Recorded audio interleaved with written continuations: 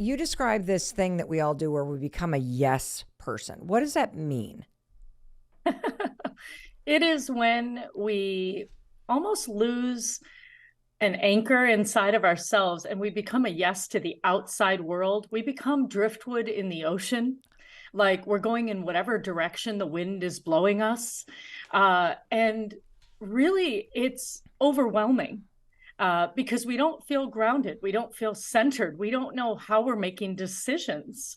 We're just going whichever way the world is going. And boy, these days, the world is going in a lot of directions. I literally, when you said you're like a driftwood in the ocean going in whatever direction, I thought about my poor husband in our marriage, Mm, that I am such an overwhelming force. mm. And what you're talking about is that you can become a yes to outside forces and not even realize how much you're doing it. And you lose your ability to make decisions or even to know yourself. Absolutely. I mean, the goal in the end is to become a sailboat with a rudder that Mm. is influenced by the wind, but charts its own course. And so we don't ever want to go so far away from that we're like anchoring ourselves and unable to move and we don't care which way the wind is blowing. We want to care about all of that. And we want to make sure that what we feel is that we have some input into the direction in which we're moving. I would never have labeled my husband a people pleaser. Mm. But when I think about how he kind of goes through life or has until recently, he was very focused on making sure everybody else was okay. And he put himself last. Mm-hmm. And is that the same thing as people pleasing? Or is people pleasing something else? So, people pleasing is the moment that you give up what matters to you in order to appease or please somebody else so that you can belong, so that you don't have to confront conflict, so that you can keep that relationship intact. So I think all of these have spectrums, right? Mm. What I'd say is, at the end of the day, what you really want is that you're able to take input from the outside world. But when it's time to make a decision, you turn up the voice, the sound of your own heart slightly louder than you can hear the voices of others. I love you. And so that's the end, that's really the end way because it's a nuance. We live in a world with other people. We care about each other. It matters to us that we belong. And so to be able to say, oh, someone's a people pleaser or they're not, listen, at the beginning of my life, 100%. First 3.5 decades of my life, 110%, the scale was tipped so far on one side. I'm a healer, right? I'm a doctor. I'm a coach.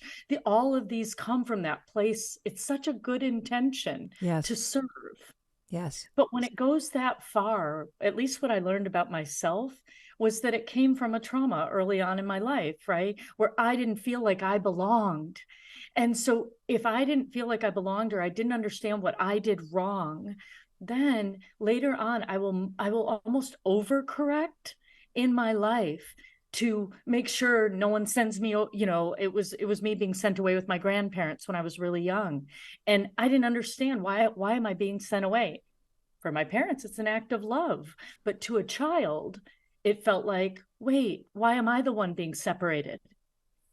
So, Mm. how we interpret what happens early on helps us figure out coping mechanisms and strategies that we use to manage that pain or that stress that occurs later on. And I went too far in one direction. What I hope I never lose, Mel, is caring about what the people around me think, what they want, who I'm in partnership with, and what he wants. So I really resonate with your husband because I think that's a lot of me. And I needed to come back more into balance to become who I truly am. And I needed to learn how to sit in the discomfort of another in order to be true to myself. There are so many things that you have already said that I don't want to go forward yet without stopping and taking some time and unpacking it. I want to make sure you heard Dr. Neha say this image of a sailboat with a rudder and a sail that can use the outside forces to go in a direction that you want, but that you stay centered to yourself. The second thing that I wanted to put a highlighter on is when you describe that story of being a little girl and your parents sent you to live with your grandparents and you didn't understand why. Mm-hmm. Can you unpack that for us? Because I had a very similar, like visceral experience when you heard that, when I heard you say that story. I had this visceral image of myself as a little kid going, why are you mad at me? Mm-hmm. Mm-hmm. So I'm going to tell you a little bit about it, and we'll just see how I do. Okay. When I was 3 months old, my parents are immigrants from India. And in 1965, they came here to build a life. I grew up in Michigan, in Grand Blanc, Michigan, and I'm the middle daughter of three. My grandmother, because we're Indian, came over to take care of the children while my parents were both working full time to make ends meet. And so my grandmother was cooking, cleaning. I have an older sister, 18 months older than me. So now there's a newborn, okay? And you can imagine those two little ones in this whole thing. So my grandmother's there. My grandfather gets stationed in the by the UN in Africa to help them with their agriculture.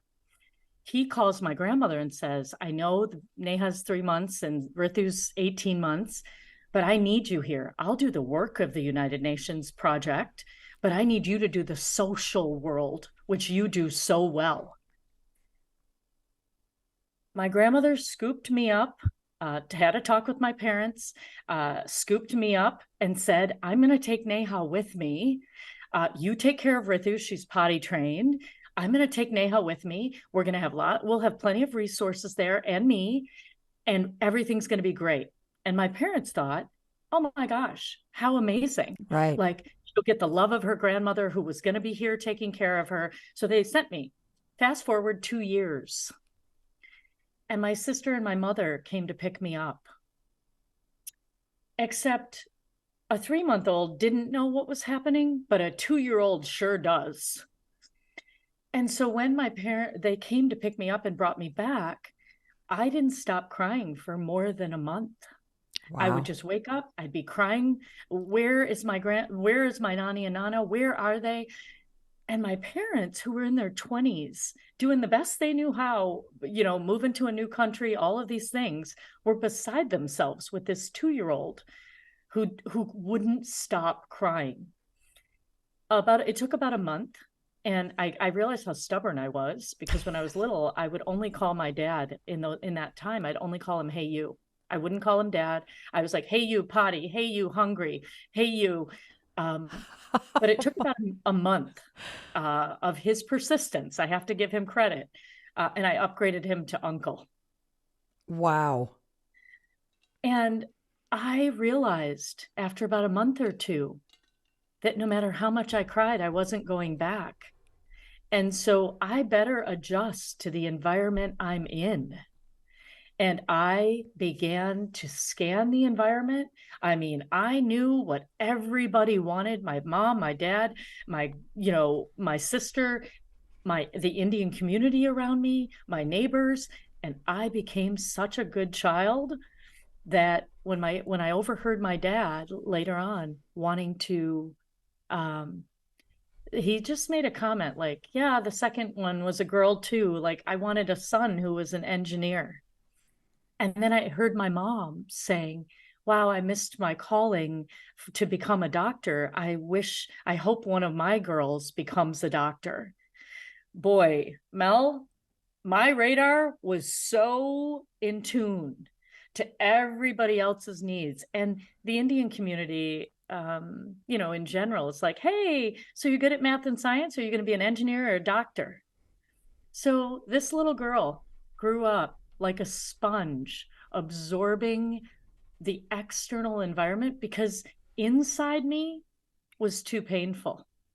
So I checked out and disconnected from myself and tuned into the accolades and love that I could get from going outward. However you could get them.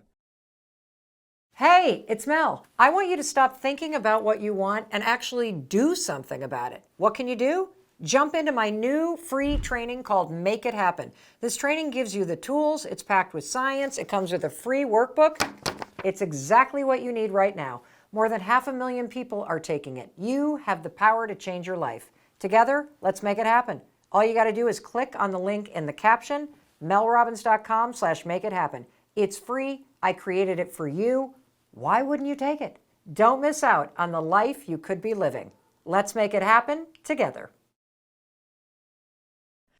So can you describe for us just what happened to you and or what you see in your practice so that anybody listening might be able to locate them in this moment where they felt separate and people pleasing became a coping mechanism?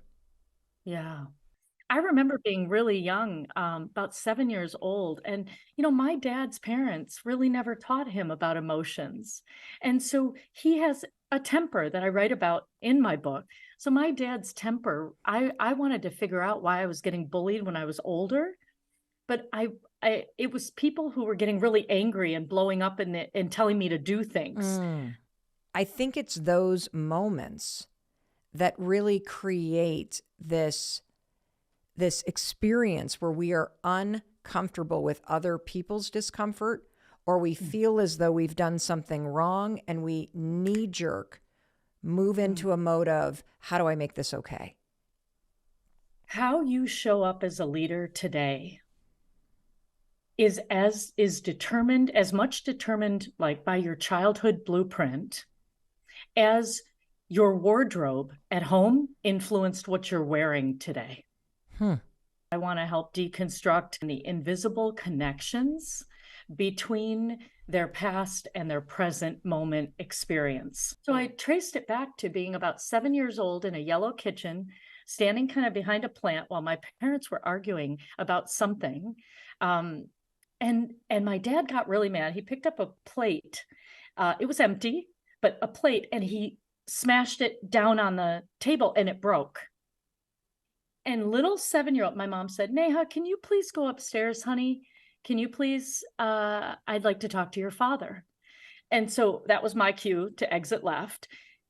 But I remember it wasn't until 20, 30 years later that I remember saying, oh, wow. I, in that moment, came up with, don't make dad mad, because if you do, this time it was the plate. And if mom wasn't here, next time it would be you, right? Like, I didn't do this consciously, but my little brain went scurrying up the stairs and noted to itself, danger. Anytime someone starts raising their voice, thumping, breaking, slamming cupboards, doors, whatever it is, don't make any more trouble. Get out of there. Right. I think we all have an experience like that growing up, because because the hardest thing in the world when it comes to yourself is managing your own emotions, both what you're feeling and your ability to tolerate it. And when we went to our, massive audience online and started asking people about people pleasing, the vast majority, 70% of people said, I often say yes when I mean no. And the majority of the time it's at work and with friends. 82% of people responded that they feel constantly stressed, irritated, tired, and impatient. And they attributed it as being related to some conflict that they were avoiding. And you, as a medical doctor, have seen the impact not only in your own life, but with your patients, both when you were practicing as a resident and also in your current practice, the impact of all of this pent up inability to tolerate emotion and then twisting yourself in knots to make everything on the outside okay when you are simultaneously killing yourself on the inside. Can you talk to us about the physical impact that people pleasing and being somebody who's so concerned about the outside that you're not thinking about you and inside of you?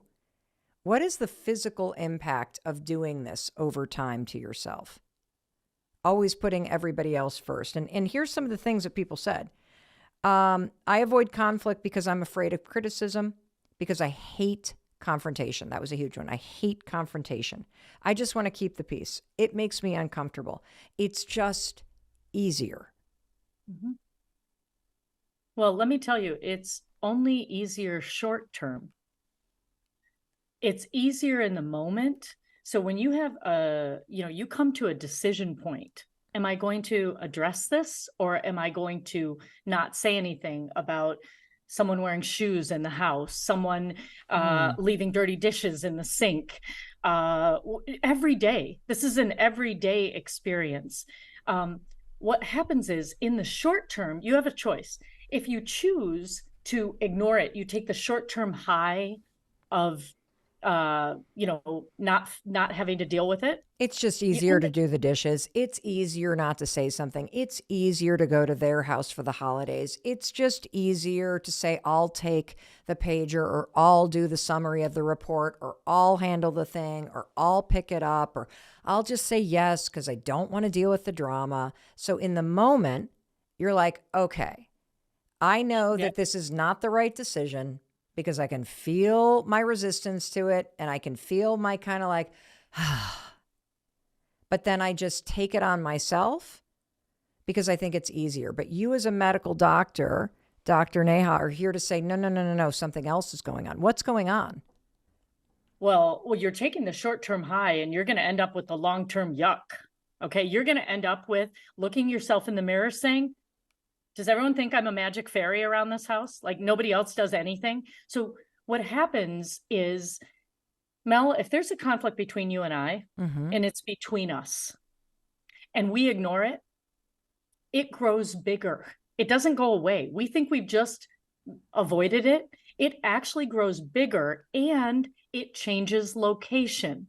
And so it took me a good 10 years of me wanting to be curious about why I got bullied in my life, why I felt so tearful when I would leave people.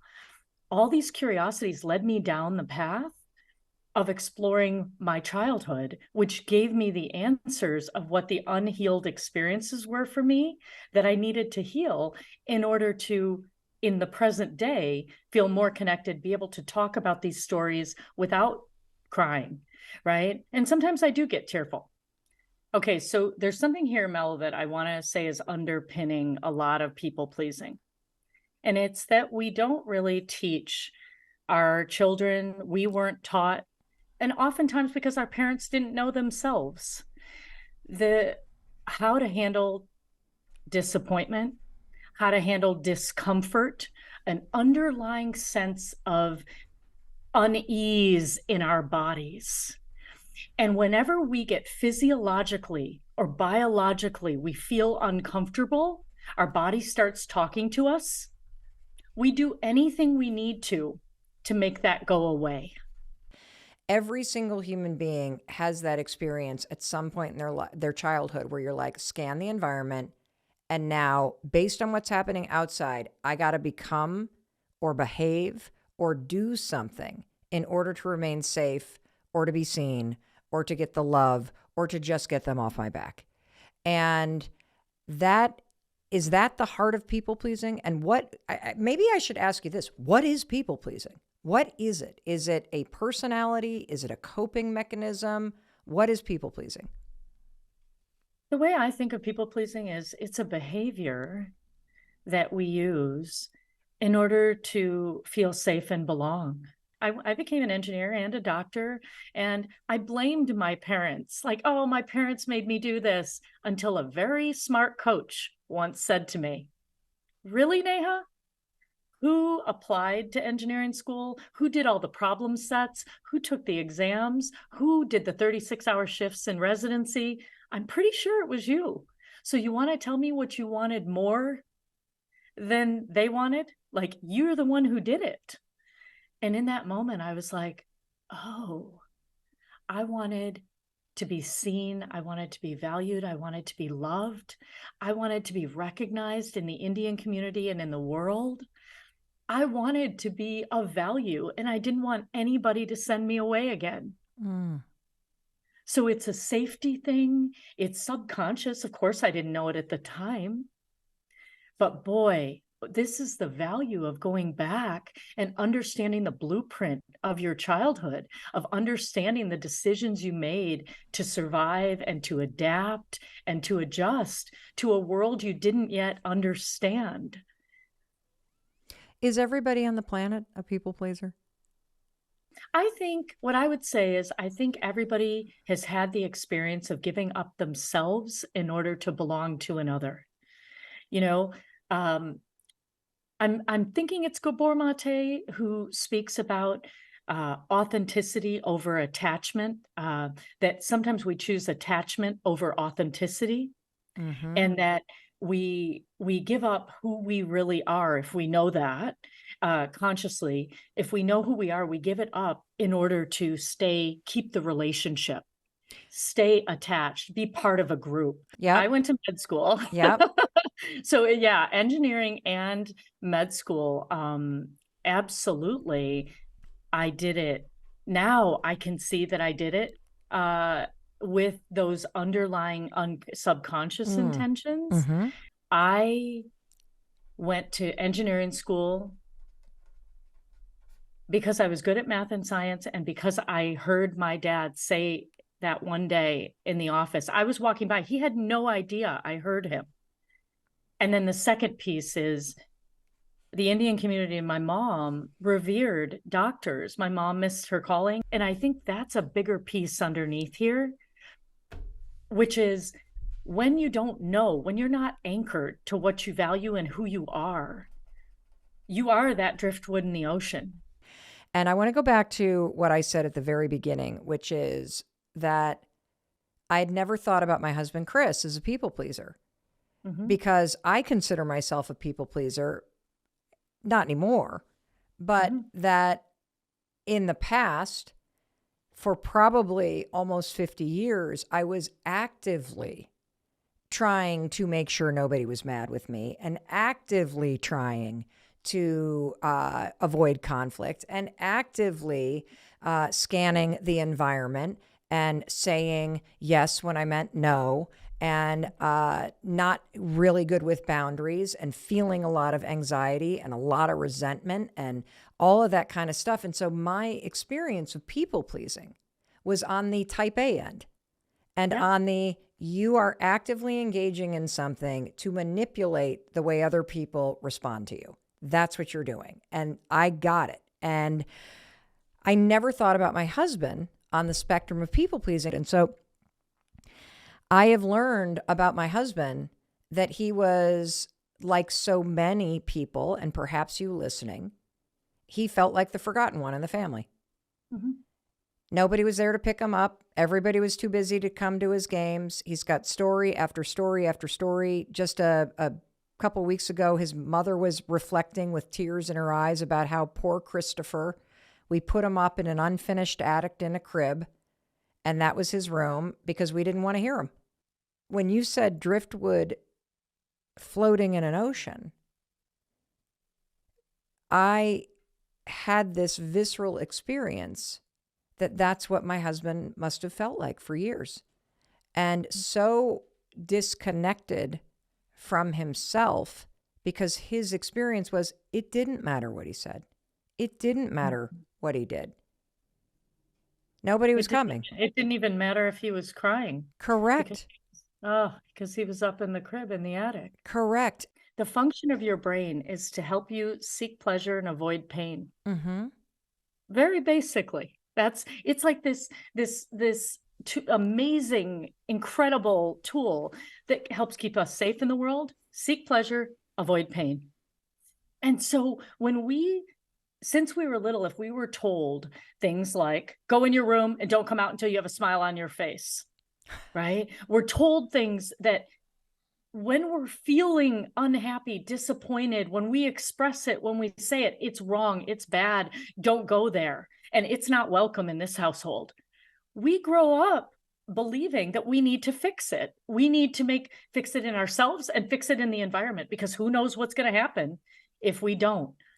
You know, one of the things that you said that really made me go, holy cow, this is me, is that one of the biggest red flags that you can have when you're reaching like that critical stress, you're overextended, you're saying yes to too many things, is when you start to resent the outreach from friends or from your job. Can you unpack that in the context of people pleasing and what that means when you are resenting things you normally wouldn't have? Yeah. Well, listen, resentment is such a big clue. It's a big clue that your boundaries have been trampled all over, and you probably never even drew them. So you may never have even told people that boundaries were there. Most people don't. No, and yet you find yourself resentful. And the how I've heard basically a saying, and I'm not pinning where I've heard it from, but it's basically that resentment is like me drinking poison, Right. hoping that you die, right? That's how effective that is. And so the resentment is one of those big clues that you have overextended yourself, that you've said yes when you meant no.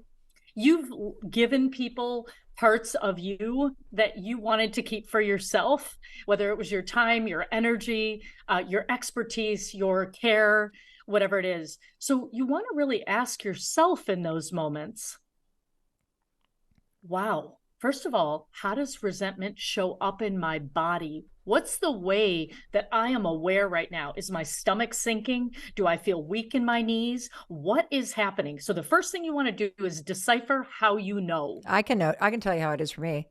Yeah. It's a gigantic, like it's a full body, like, fuck.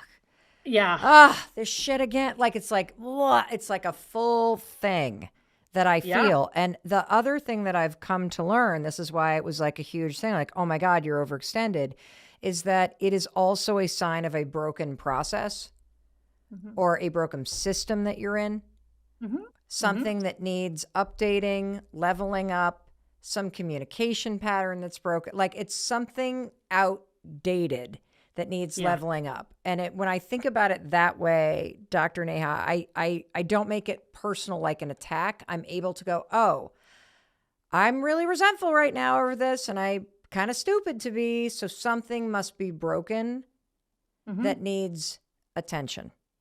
Yeah. Is that a good way to think about it? Yeah, absolutely. And that's the me, we world, because, you may have been carrying a boulder uphill. I mean, I am guilty of single-handedly trying to change the healthcare system, trying to make it be different than it is. And so once again, I'd ask you, what is your role in this? You really want to do something amazing to help people. What's your role in it? What's the environment that you're in? But the question becomes, have I voiced this? Have I told anyone? Or do I just vent at home? I love that we have started with this huge spectrum of people pleasing, because not knowing what you want or believing it doesn't matter what you want, or feeling like the only way that you're going to get the love and the safety and being seen and the validation that you deserve is by overachieving. Those are all forms of people pleasing, because to your point, you are so focused on what's outside that you're not anchored to what's on the inside. So let's just start, though, with the term people pleaser so that you and I are on the same page.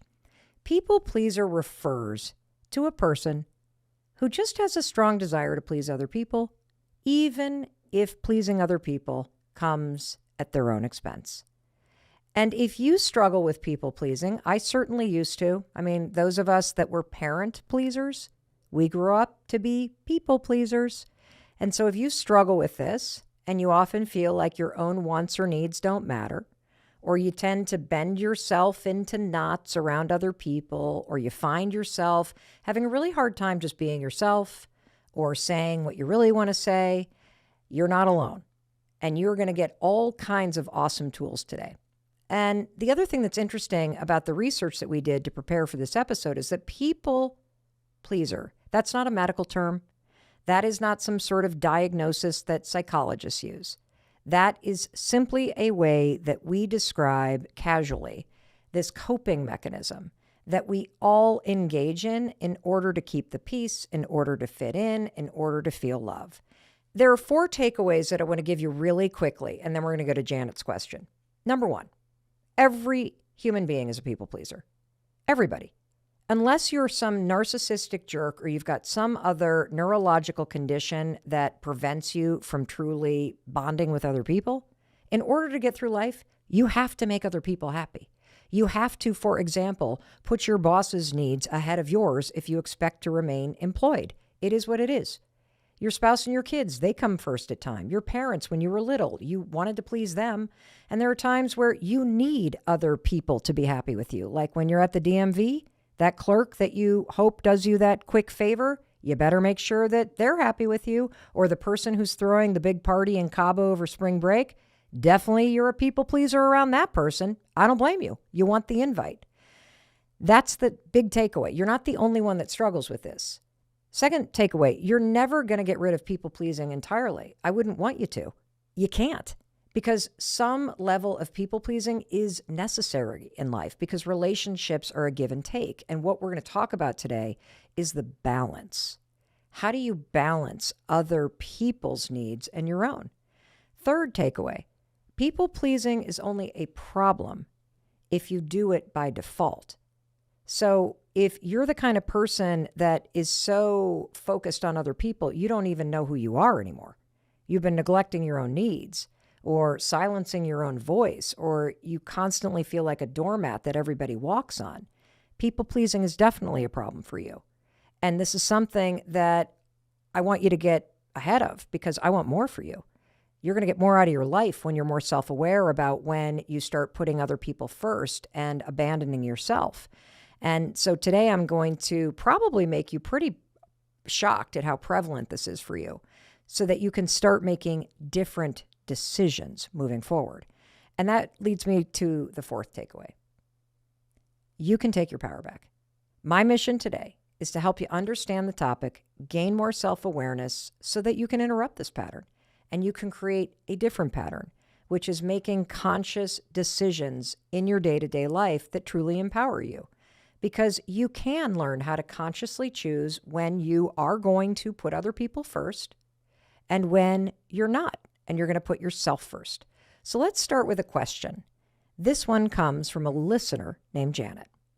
Hey Mel, so the way I was raised was that what defines a good woman is what she can do for others, for her children, for her husband, whatever. And you always came second, whether it was you were the last to take a shower before you went out, you were the last to eat at a family event, whatever it was. So my biggest struggle now is creating self-love for myself without feeling guilty, without feeling like I'm not being humble enough, or without feeling like I'm less of a mother or less of a wife because I'm taking care of myself. I know it's the other way. I know that I have to take care of me so I can take care of others, but I just have a hard time doing it without feeling that guilt. To me, it literally feels like a child learning to walk. I don't know how to do it without feeling guilt. I want to remove that guilt from inside of me. Janet, I got some bad news. You can't remove the guilt. I'm going to say that again. When you first start putting yourself first, you will not remove the guilt. And so I just want to be honest about that. But let me give you the 2 takeaways, okay, that are really important because this really isn't about guilt.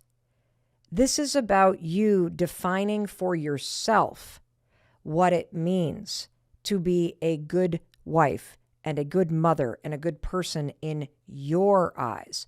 And so I'm going to give you two major wake-up calls that I had around this topic, and then I'm going to tell you this crazy story. So the first wake-up call that I got is this notion that the people who love you, they will be annoyed with you when you put yourself first. It is true. They are not going to like it. They like you being the person that you are right now. It is convenient for them that you put them first. It is wonderful, the dynamic that's in place, but it's no longer good for you.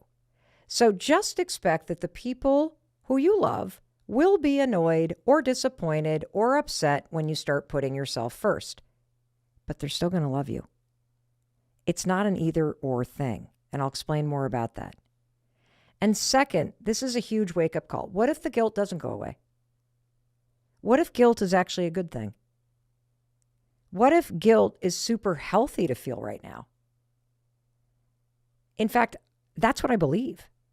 I believe that the guilt is good. I believe that the guilt is healthy. And I believe that you can reframe it. See, guilt shows that you care. That's why you feel that way. If you were a narcissistic douchebag, you wouldn't feel guilty at all for putting yourself first. I want to frame guilt in a different way for you, okay? Let's frame it from a bad sign. Ooh, I'm doing something bad. I'm putting myself first. Into a good one.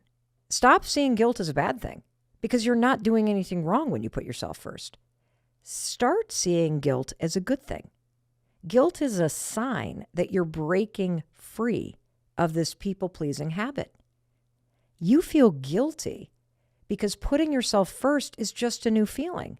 That's it. You know, I had this insight a few years ago that I think might help you. Two things can be true in life at the same time. You can put yourself first and disappoint people, and they can still love you, even though they're disappointed. And here's another example of how two things can be true at the same time. You can feel guilty, and you can still put yourself first. Pretty cool. It's not an either or. And that's why I say that this topic about people pleasing is about balancing your needs with the fact that in order to have great relationships, you do have to compromise sometimes. And the balance comes in because in order for you to have the life that you want, you are going to disappoint people that you love sometimes.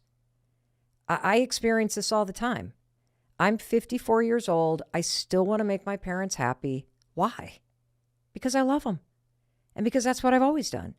And so when I get into one of those moments where it is a balancing act, it's not easy. And I'm going to tell you a story about this. My dad is an enormous billiards fan. And when he was in either college or medical school, he used to hustle for money at a pool hall. Like, he is a great pool player. And I grew up in a town called Muskegon, Michigan, which is the world headquarters of a company called Brunswick, which used to make all of the old pool tables. And so my dad became just a huge fan of collecting antique pool and billiard artifacts. In fact, my parents' house is full of them. Old pool balls, pool cues, the little counting like things that hang on the ceiling, artwork, a pool, like just all chairs from billiards. My dad loves this stuff. So when Chris and I got married, he gave us a refurbished Brunswick pool table that dated back to the 1800s. And it had been in a Vikings lodge in Muskegon, Michigan. And he ended up buying it at an auction, had it refurbished. And it was like the greatest thing ever. But here's the problem. When Chris and I got married, we lived in an apartment. Like, whose apartment has room for a pool table? And so this beautiful pool table sat in my parents' basement in North Muskegon, Michigan for over a decade. And so all this time goes by. Chris and I have now moved to Boston. We've bought our first house. It is a teeny, tiny antique farmhouse. There was not a single room that was big enough to clear a pool table. I don't know if you understand how a pool table works. I didn't realize that you need 4.5 feet clearance around the pool table in order to play pool. This was like not something I was aware of. So we couldn't even fit it in our house when we first bought a house. It couldn't fit in the basement because we had a dirt basement. You're not going to put a pool table down there. So more years go by. And then Chris and I finally have enough money to refinance the house and put on a small addition. We were going to put on a garage with a room above the garage. That's what we were going to do. And to my dad, he was like, great. That means the pool table finally has a home. Now, given that I did not know that you needed a certain amount of space to put the pool table in, I had envisioned that this room above the garage would be the kids' playroom, right? And I thought, oh, okay, well, it's a 2-car garage, so clearly we could put a pool table in there and it'd be the kids' playroom. So get this, my dad is so excited that I fly back to Michigan and he and I take a road trip in a U-Haul where we drive across country from Michigan all the way to Boston together. And we bring back all kinds of stuff from my parents' basement and we split a bunch of plants from their yard. And the pool table was in the back. And my dad hires somebody to meet us there and we assemble the pool table. And when they finally finished assembling this pool table, it sat in the middle of this playroom like a felted aircraft carrier. Our playroom, as it turns out, was only big enough to put a pool table in it. No room for the couch, no room for the kids' play table, just a big-ass antique pool table that was a sign of my father's love and devotion to his daughter. Did I want the pool table there? Well, for the first year or two, it was great. But then it literally just collected dust. And as the kids got older, it became the table that they played Legos on. And then it became the table that I folded laundry on. And then my business started to grow. And I started thinking, boy, it'd be awfully nice to have an office, a place to work. But I didn't dare disassemble that pool table. Why? The thought of disappointing my father? Heartbreaking. Now, keep in mind, he's only at my house once or twice a year.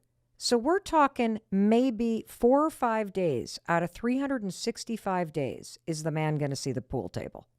But nevertheless, like a dutiful daughter, because I love him and I did not know what I know now, I thought that in order to have my dad love me, that meant that I had to just keep this pool table like a mausoleum. Is that the word? That represented, my father and my duty and my loyalty.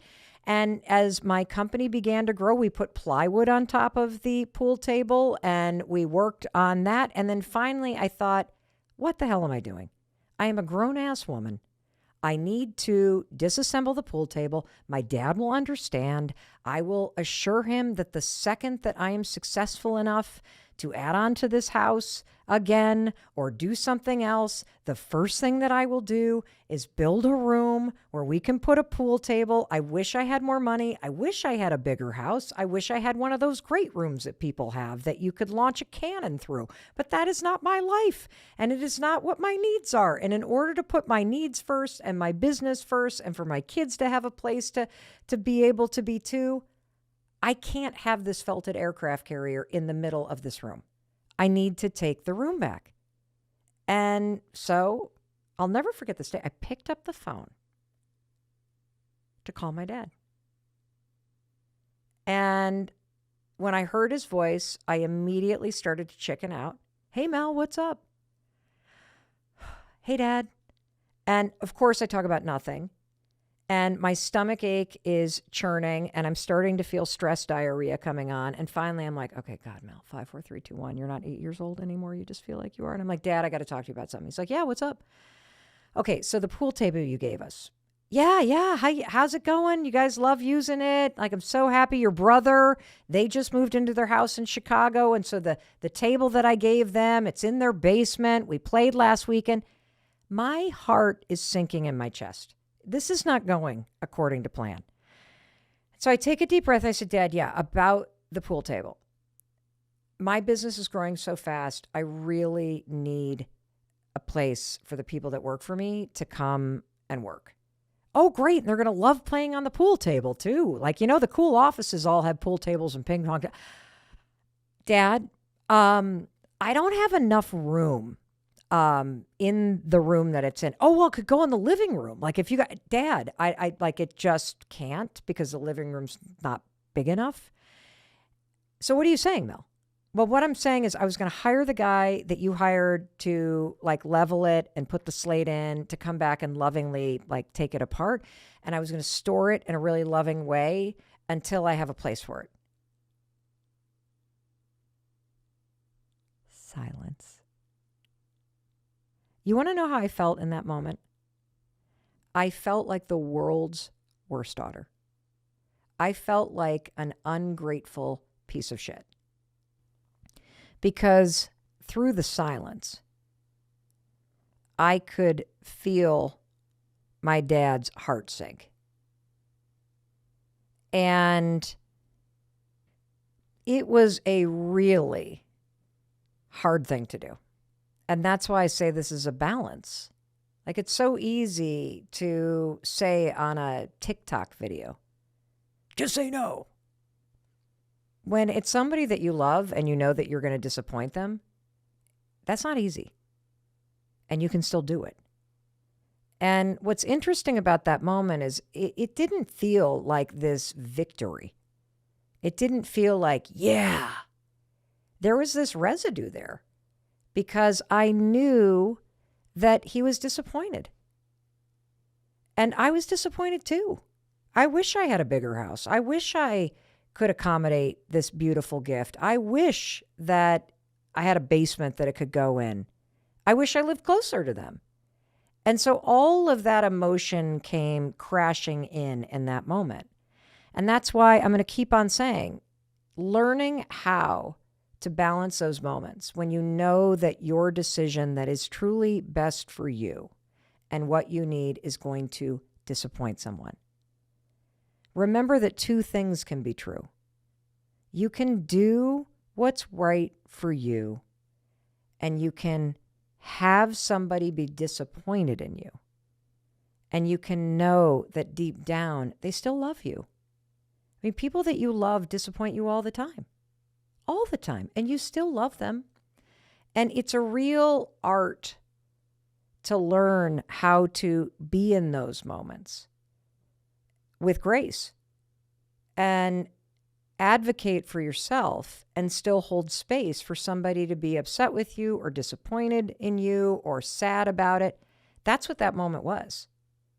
It was just both of us feeling disappointed that it wasn't different. And, do they tease me when they come over? Of course they did. For years they did. This was pretty recently, by the way, everybody.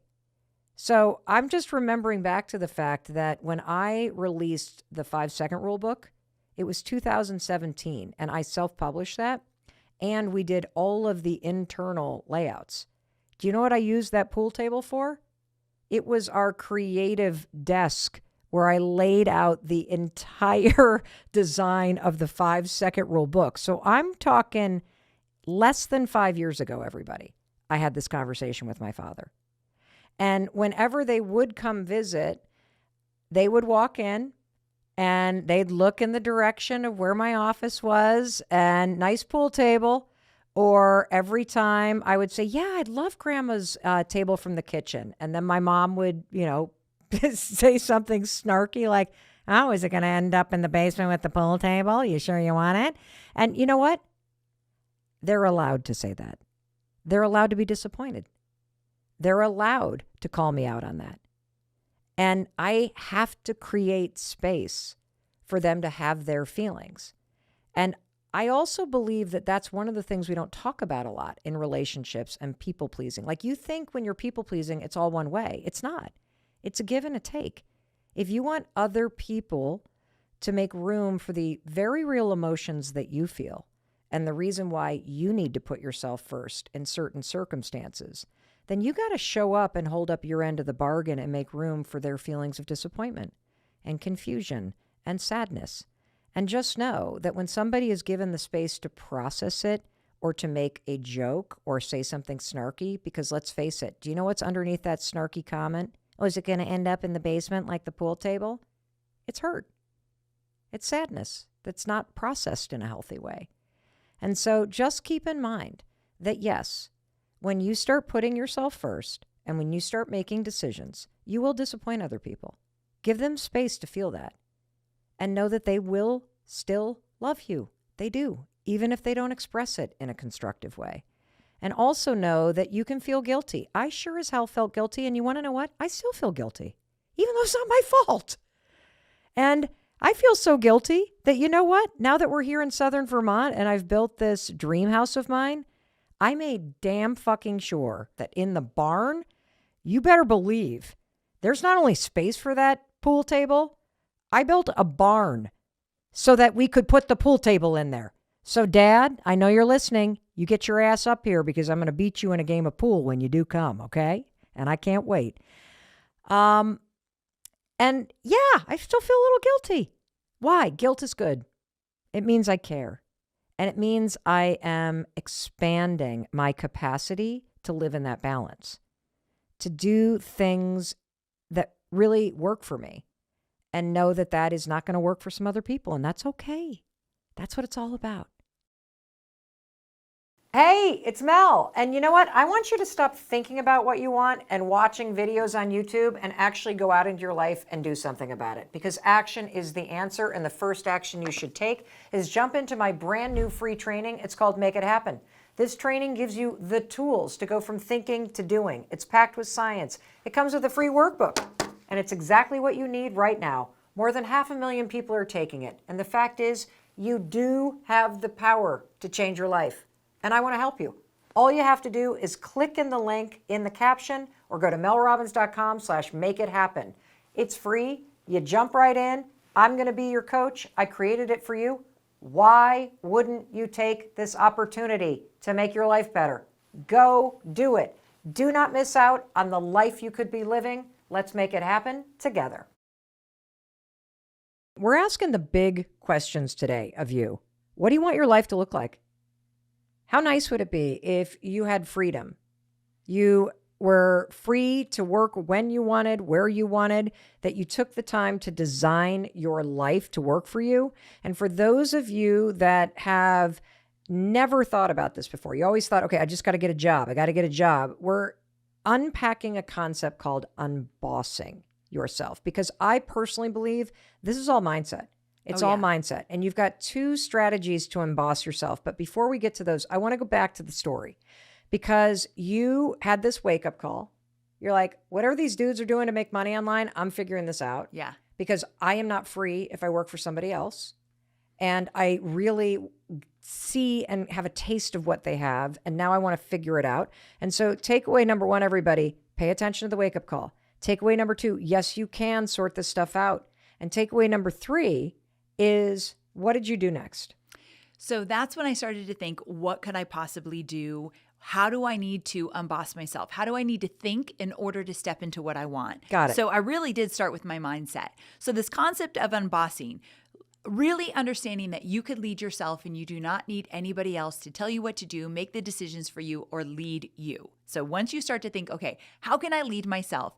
I had to take some steps to get me there. The first thing was, again, I talked about, what do I want? And I went on social media and started following a bunch of people that had the kind of businesses that I wanted. Total immersion. I wanted, and you did an episode a while ago that you talked about when you, let's say, got a new car and you started to see that car everywhere. Yes. It's the same concept. When I decided I wanted to start my own business, I started to see bosses everywhere doing what I wanted, but I was intentional about it and I cleaned up my social media. Okay, so takeaway number one. Yeah. You have this wake-up call. What do you want your life to look like?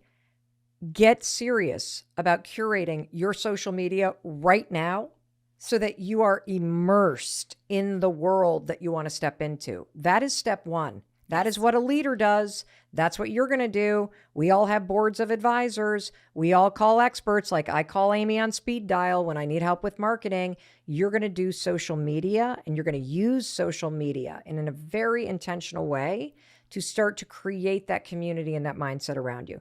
What's the second thing you can do to change your mindset and unboss yourself? Start asking for advice. Okay. Find the people who are doing what you want and find out how they did it. And I actually have a great story about this. Okay.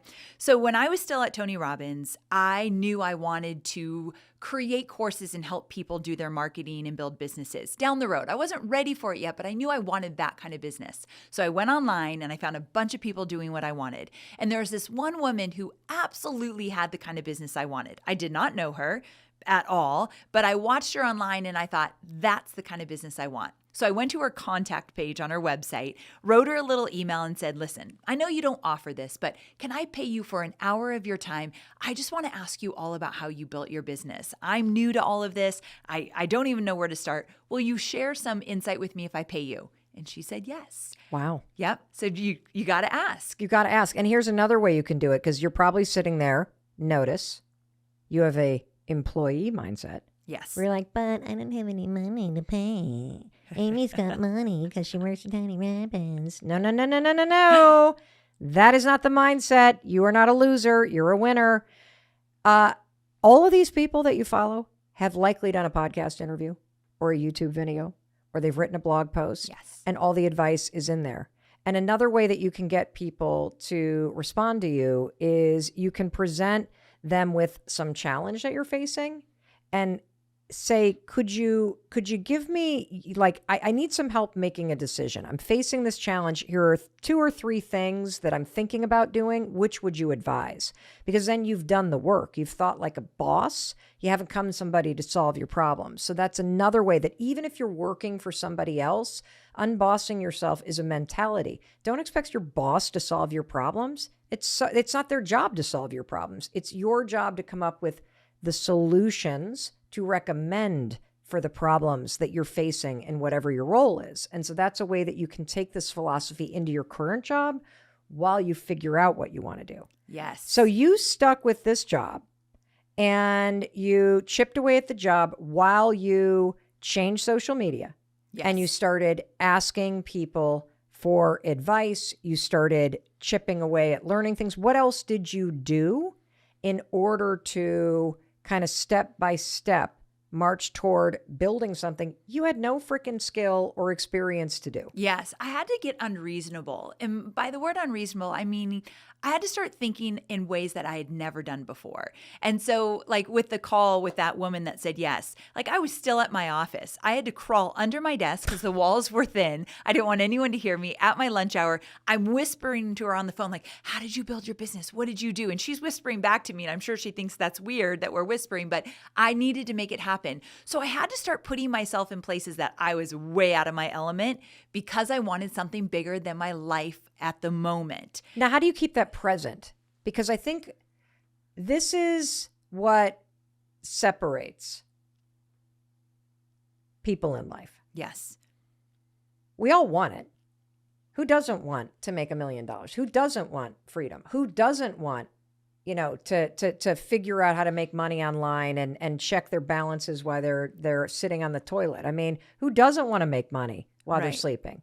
But what separates those of us who do and anybody who doesn't is literally the action. That's Exactly. it. That is it. Like if you're willing to go one step further than the person that just quit, you, my friend, have the secret formula. There is no fucking secret formula. Yes. You have to stop listening to the bullshit that is stopping you from taking action. I mean, this woman is sitting under her desk. I'm literally at an event I'm not supposed to be at because we wanted something more for ourselves. What did you do to keep that freedom, which is this big ass word? What did you do to keep that front and center other than having your social media feeds reminding you that this is the world you wanted to step into? It's sort of like a kid who decides, okay, I'm going to go to I'm going to go to this college. And they're really into, the first one that popped into mind is Michigan. I'm from Michigan. Everybody loves either Michigan State or Big Blue. And so kids would wear the sweatshirts and they'd look at the school and they'd follow people and they'd buy the swag and they'd been wearing it all over. And so they're like immersing themselves in this world before they're there. How the hell do you do this for yourself? when it's Yes. about a side hustle or who you want to become, because you're talking like recreate your whole damn life. Like stop getting a job and get serious about what you want your life to look like. So I started to change my identity. I'm going to be a business owner. I'm going to be a boss. What do bosses do? They listen to podcasts about building businesses. They buy the books about how to change your mindset, how to start a business, how to get things going. They buy the digital courses. I'd never bought a digital course in my life. I bought my first digital course while I was still at my 9-to-5 job. It was all about how to do video marketing. I had no idea how to make a video. Can I give everybody a pro tip? Yes. A lot of companies, as a perk, give a login to Masterclass and some of There these you other go. places. And so Yes. you can be... Use it. Yeah, there is so much free education. You're hearing Amy go bye, Yes. bye. Khan Academy, YouTube, all this stuff is free, everybody. That's so you true. got to be willing to look for it. If you've gotten laid off, the Harvard Extension School has free resume templates if you're willing to freaking Google it. So, we have to get out of this mode of stuff's being done to you and, damn that job and I'm embarrassed. Bullshit. That job was not a fit. And you want to know why it wasn't a fit? Because you got fired. Because you Right. got laid off. And yes, it sucks.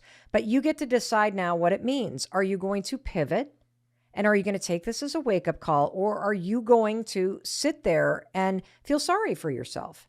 It's so true. So yes, get resourceful. You don't have to pay for any of this. There's tons of free resources out there, even more so now than there were when I even left.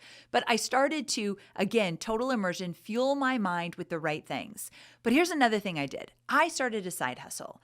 And I think this is an important conversation for people right now. If you're afraid of getting fired, laid off, or you're just not making enough money, a lot of people listening, they think they're staying in their 9-to-5 job, but they know they're not getting paid enough. They know they're undervalued. So the best next thing you can do is start your own thing in the mornings, nights, weekends to bring in a little extra money. Let me tell you about a student of mine Give who me did some, this. give me Okay. some examples. So one of my students, her name was Rachel. She was a pharmacist, and she did this job as a pharmacist because her parents wanted her to have that job. It looked good. It sounded good. And here she is as a pharmacist during COVID and hates every minute of it. Like her life was miserable, what she went through.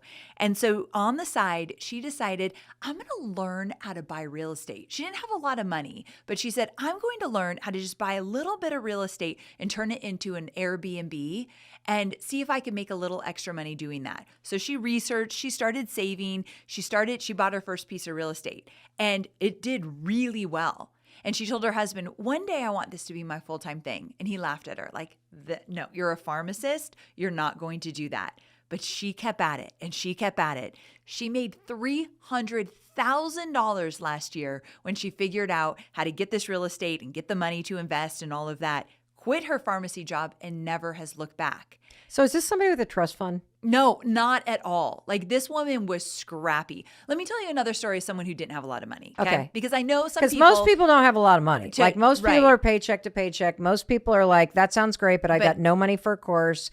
I'm definitely going to pick up the book 2 weeks notice that you just wrote, Amy, for the step-by-step guide, but I don't have buy real estate. What are you talking about? Okay, let me give you a better one. So this one is from my student Tara, and she was an accountant for 15 years in a very small town.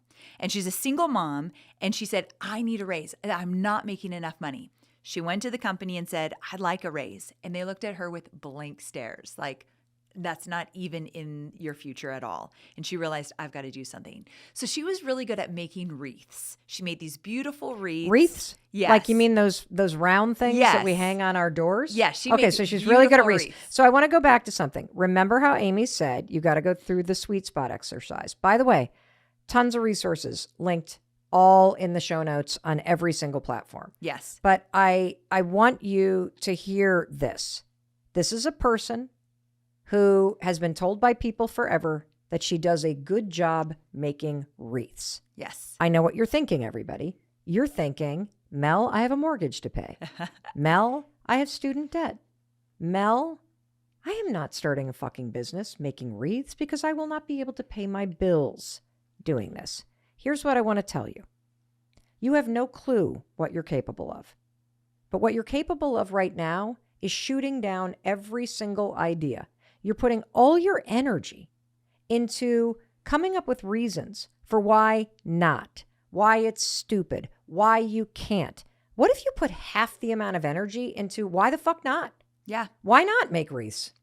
Why not see where this goes? Why not, instead of flopping down in front of Netflix tonight because my soul is sucked dry from my job search or my job that I go to, or worrying about why not invest that same time that I procrastinate at night into creating a little bit of a side hustle, tasting a little bit of freedom, Yes. saying yes in a little way. Why not? Just a starter idea. That's all she had. That's all she had. Yes. So she wasn't saying, I'm going to quit my job tomorrow because I'm making wreaths. She just thought, I got to bring in some extra money. I better get scrappy. Yes. So she started making these wreaths, selling them on Etsy, and she was doing really well, bringing in like $1,000 a month extra. That's pretty good. Right? That's like take the kids to Disney money. Exactly. That's pay the bills money. So she's like feeling a little bit. That's another thing. You start to feel a little confident when you start to take some action and get some clarity, like this is actually working.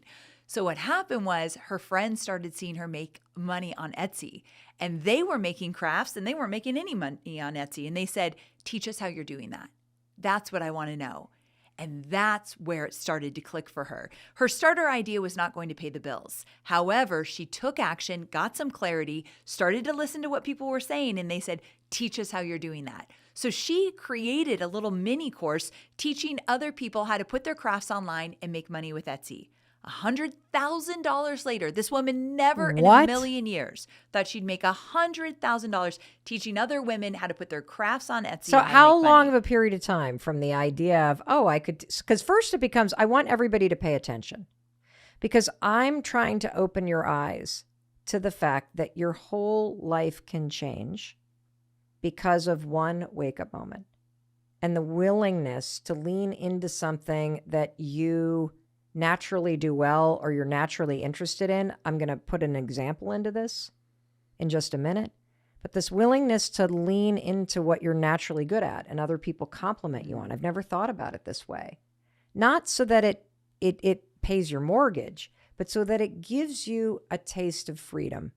And it taps into this power and resourcefulness and moxie that is inside you. Yes. Because when you start feeling that, you'll start thinking even bigger. And so, I'm thinking about this because, and I'm going to offer up an example, because it literally could be anything. I think about my daughter, Sawyer, who constantly is complimented for her interior decorating style and skills. No training. And I keep thinking to myself, boy, she could do a whole Instagram strategy of designing on a budget. She could do a whole thing about how you design a killer dorm room for X number of dollars, or how you design your first apartment. I'm thinking about another kid. I have a neighbor whose son, senior year of high school, no joke, made almost $30,000. You want to know how? How? I'll tell you how. He saw one video. He Googled how to make money online. One video of this business where you advertise a service of picking up people's stuff, like couches they don't want, and then you list it for sale on Facebook Marketplace and you deliver it to somebody else. Brilliant. And scrappy. I like scrappy ideas. And so I'm not suggesting you'll make millions. Maybe you will, because maybe you'll turn it into a junk removal business. Maybe you'll turn it into something else, but you are limiting what's possible because you won't even lean into something like the wreath idea or the idea of starting an Instagram account that is about decorating on a budget, because you tell yourself it's not possible. I can't do it. Somebody else has already done it. Do you have another example of somebody who just was either really old or really young that did this? Yes, I have a great story. One of my favorite students, her name is Anne. And Anne worked in corporate at Gap and Old Navy. She was in her 50s at the time, and she got laid off, which tends to be a theme we're hearing a lot. So she's laid off, and she thinks, okay, well, I've been in this business for a while. I'm going to dust off my resume, get it back out there. So she did. Months and months and months, couldn't even get an interview. Oh. And I hate to say this, but I think it was her age. Probably. Right? People are hiring younger, so they're just looking over her and all of her experience that she had. And so one day her husband said, you've got all of these different crafts up in our attic. You love to do these. Why don't you just play around there for a while, see if it sparks anything? And so she didn't have any other option at the time. So she started to kind of get in there. And she does this one thing really well: surface pattern design. What Now, the hell is that? Right. I'm not crafty at all. So I really had to kind of dig in to understand it. Basically, it's this idea of drawing your own doodles and different graphics on, let's say, through a software, and turning those drawings of yours into wallpaper, into wrapping paper, What? into mugs, This is a into business? journals. Yes. Okay. And so she did this really well. And yet again, people started to say, how are you doing that? That's why when you think of the sweet spot formula, the first thing you do is pay attention to what people think you're good at, because it's just a natural thing. They're interested. And so she did it well. Other people wanted to know how she did it. So she started to teach them how she did it. Now, this woman went from literally not getting anyone that wanted to hire her, not even getting interviews, Wow. to doing launches of this new program she created, $100,000 launches over and over again. But I want to point out, she's in her 60s. Wait, okay. Yes. You buried the lead, Yes. Amy. She's in her 60s. Didn't know how to run a business, didn't know how to do technology, didn't know how to put up a website, didn't know how to do a webinar. She knew none of it. But what she did know is she wanted a different kind of life, and she got honest with herself. I don't want to be begging for a job. They think I'm too old. Watch me. Ooh, I And love that's that. what Watch I me. want. Yeah. Watch me. Watch me do this damn thing. I cannot wait to send this episode to my kids. Can you tell me about someone on the younger side Yes. that went from nothing, telling themselves, no skills, too young, I can't do this, missed the boat, there's already too many people doing fitness online or whatever the hell it is that you want to do, too many interior designers, no room for me. Tell me about somebody on the younger end of the scale. I will. And I want to say, if you're looking around and you think, I want to do this, and you see so many other people doing it, Yes. and they're doing it well. Like podcasts with me. Yes. The first thought is, there's no room for me. Yes. I can't do that. It's already Yes. been being done. First of all, there's over 8 billion people in this world. There's definitely an audience you can reach. But the second thing is, if it's being done and it's being done well, that means there's money to be made there, right? It's a validation. Look at it and think, oh, great. Mel's a great example that I can make money doing this. Let me try it as well. Okay. Did you hear that, everybody? It's important. It's really important, because somebody else doing this is a validation that there is a business and money. And more importantly, people want this. Yes. They want this in their lives. And so I want to also say something. There are 8 billion people, Amy. And oftentimes the expert that my kids like let's just take online exercise classes. Yes. I feel demoralized when I'm looking at a 28-year-old's rear end as she's doing like the donkey kicks and Amen, the hydrant sister. thing. And I'm like, she hasn't had kids yet. I'm in menopause. I'm feeling like the stomach hanging down. This is not great. I want a different expert. Yes. I want what my daughters have in that market, but I want somebody that I feel represents me. Yes. And so you have a unique take on things. The 60-year-old woman that you talked about that launched her first online course, you know how empowering it is to see somebody teach you when you're in your 40s or 50s and they're older than you? Do you know how empowering it is when you see somebody that has your background, your religion, your skin color, your body type, your experience?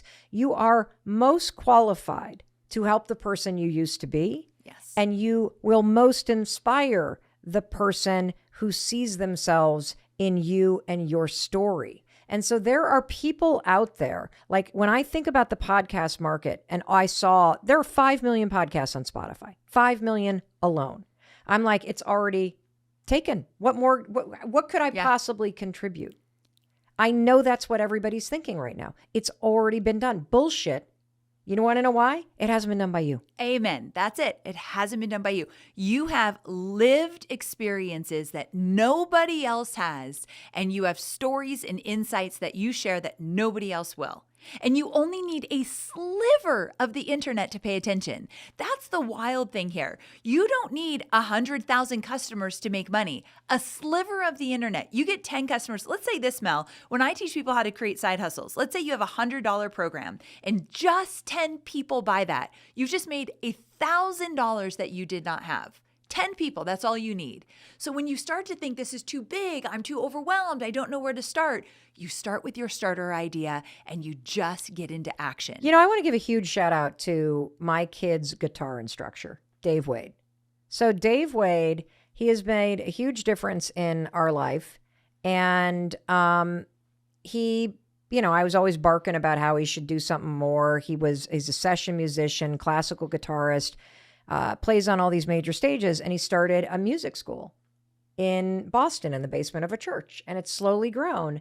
And, you know, by just paying attention to that wake-up call inside him, there's something more I could be doing. I could be reaching more kids. He figured out how to create an online course. Yes. And he launched it before COVID. So all of a sudden COVID hits, and he's done this thing simply as a side hustle to an existing business, a way to take something you're doing in real life and take that and put it online. And he was positioned for COVID. And now he does nothing but virtual lessons with students all over the world, and in person in Boston. But I mean, it just changed his life. Why? It's not because he's smarter than you. It's not because he has more skills than you. It's because he did one thing you're not doing. He's saying, what if it works out?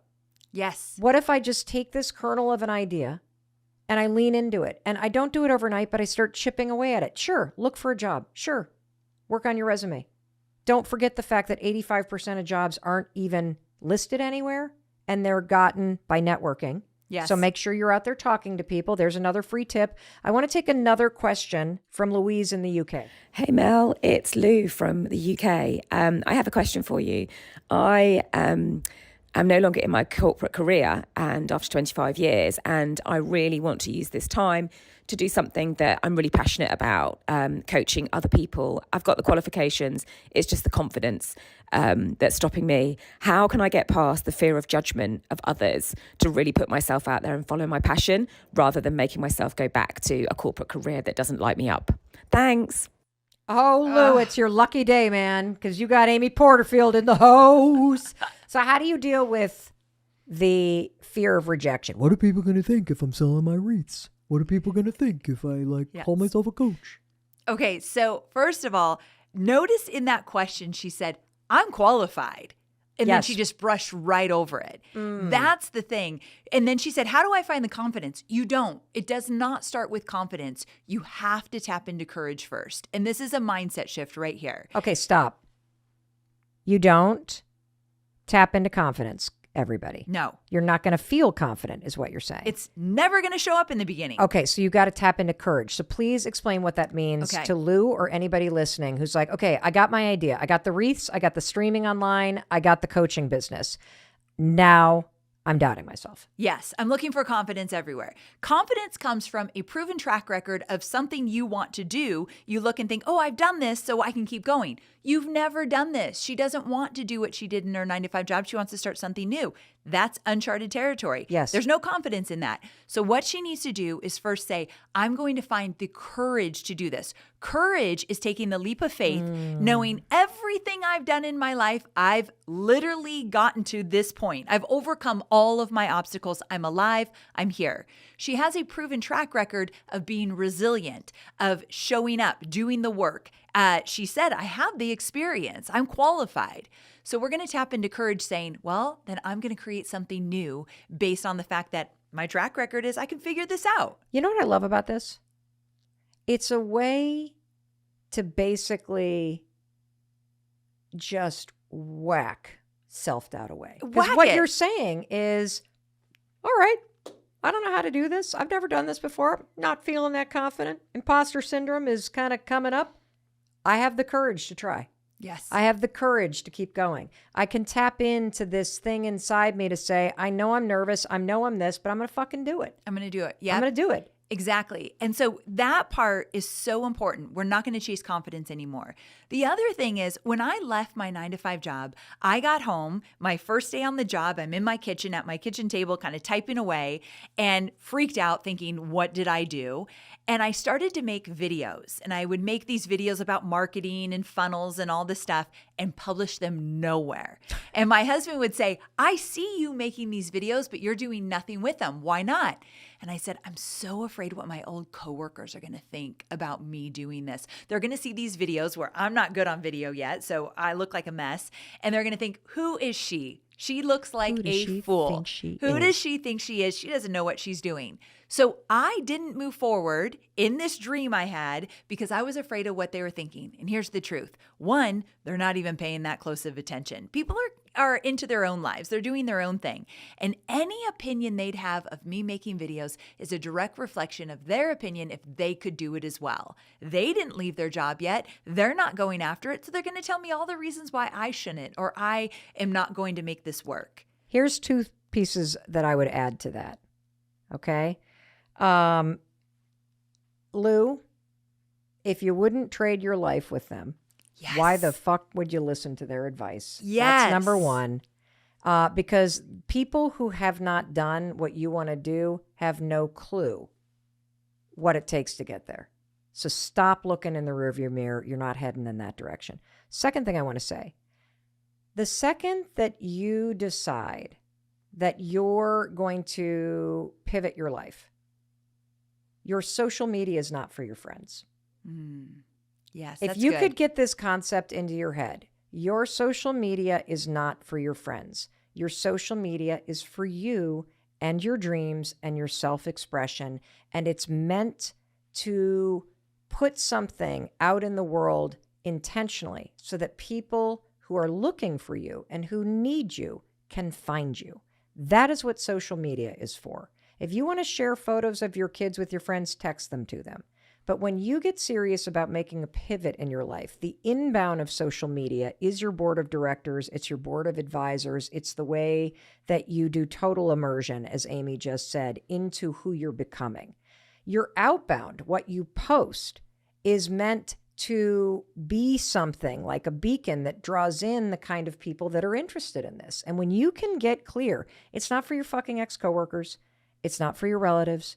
It's not for your family. It is not for your friends. I think most of my long-term friends do not follow me because I post 3 times a day and it would choke their feed. And, you know, if they want to catch up with me, they'll text me. Right. And by the way, they're not into what I do. Yes. They're not into personal development.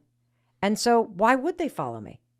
I'm not putting it out there for anybody else but the people who find value in it. And when you can wrap that around your brain, it'll change your freaking life. I mean, that's a great example of unbossing. You have the courage to put out content that you know is no longer for your friends to see, your kids or whatever, but I'm going to put stuff out there that's going to attract people that I can serve. Yeah, you think the CEO of Coca-Cola worries about what their ex-colleagues think about their new marketing campaign? Amen. No. We often say that about Beyonce. Do you think Beyonce or Oprah are sitting there thinking, I don't know if I could do this. What are people going to think about me if I put it out there? They're not thinking that way. And now she has the world's Yes. most Grammys of any recording artist ever to fucking prove that if you just find the courage, forget about confidence. It'll come later. Find the courage to try. Make the damn wreaths. Yes. Say you're going to do the online exercise thing. Say you're going to figure this thing out. Do it because you will not regret it. Hey, it's Mel. Thank you so much for checking this video out. And if you like this one, I have a feeling you're going to like this one too. I'll see you there.